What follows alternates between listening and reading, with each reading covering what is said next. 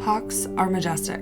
We are lucky to have them in our urban and suburban areas, but they can also seem a little intimidating, especially when you hear stories about them swooping down in neighborhoods. So how common are hawk pet attacks?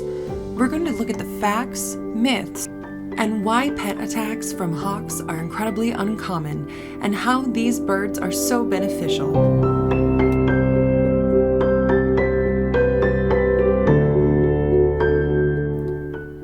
Stories of hawks attacking pets often go viral, shaping the public perception of hawks as dangerous.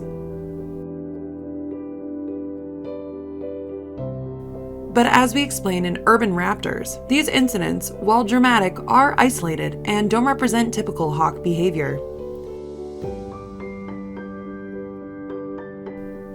According to a study, even large hawks like the northern goshawk can only carry about a third of their body weight, often no more than 1 to 2 pounds.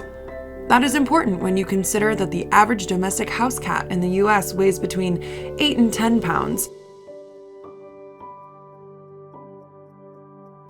And the average small to medium-sized dog in American households typically weighs 20 to 25 pounds, excluding those tiny Chihuahuas or Yorkies. So most pets are simply too heavy for a hawk to carry, even if it tried. And more often than not, hawks are reacting defensively, not looking for dinner. When hawks do approach pets, it's usually because they feel threatened, especially if a dog or cat is near a nest or a food source. The Environmental Literacy Council explains that these interactions are typically about territory, not hunting. Hawks are equipped with some of the sharpest senses in the animal kingdom. Their eyesight is estimated to be up to 8 times better than a human's, allowing them to spot prey from over a mile away, telling the difference between a rabbit and a cat.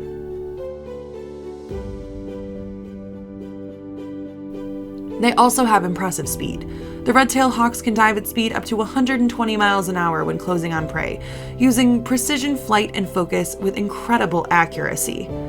These abilities make hawks effective predators, but they are built to lift things like rodents, rabbits, squirrels, and small birds, not pets.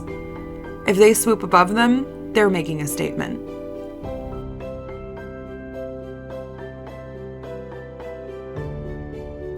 Urban hawks have adapted well to our neighborhoods. They roost on rooftops, nest in small trees, and make use of open spaces like parks and fields. In our next video, we will be discussing how hawks and other birds of prey are nature's pest control in our suburbs, and how they really fit into our food chain. Thanks for watching, and we'll see you soon.